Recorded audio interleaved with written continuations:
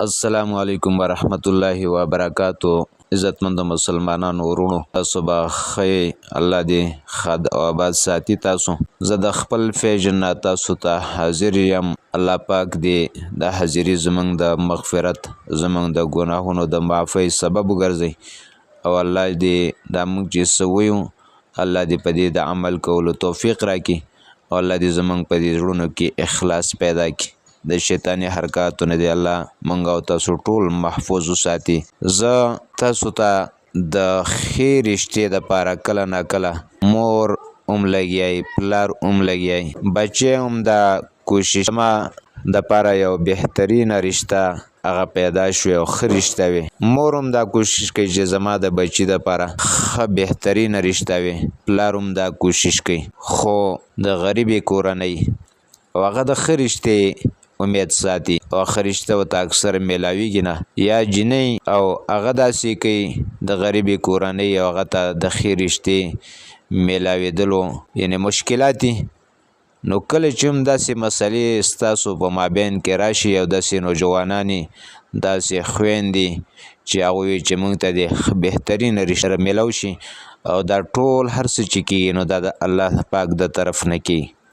دغه د پاره زه تاسو ته یو وظیفه د قران کریم د آیات نخیمه چې کله هم تاسو د قران کریم د سوره فرقان آیات نمبر دی 74 سلور اویما کله چې دا آیات تاسو وایي نو ان شاء الله العزیز د هر فرض مانځنه رستو یا د ماسوتن مانځنه رستو د سحر مانځنه رستو یا عام داسې وظیفه د دې کوي نو الله پاک با چې څومره خويندې بې واده دي څومره رونه بې واده دي الله پاک بوله بهترین رشتې ورکړي او هغه وظیفه که نور ټیمونه د سر نه ملاویږي نو صرف د فرض مانځنه رستو درې پیرې دا وظیفه کوه الله پاک به مدد کوي تر هغې دا وظیفه جاری وساته تر څو چې ستا دا حاجت پوره شوی نه.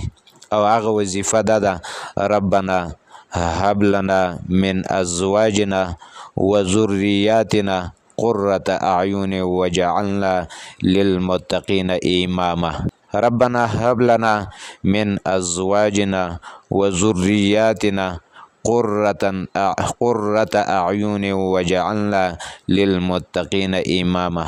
سوره فرقان یو سلور اویم آیات او چې دا وظیفه کوي ان شاء الله العزیز تاسو ته به ښه رشته میلاویږي ځکه دا په خاصو دعاګانو کې الله پاک ذکر کړی دی.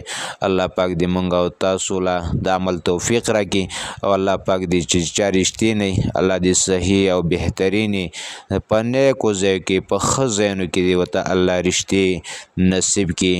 امین کې والسلام.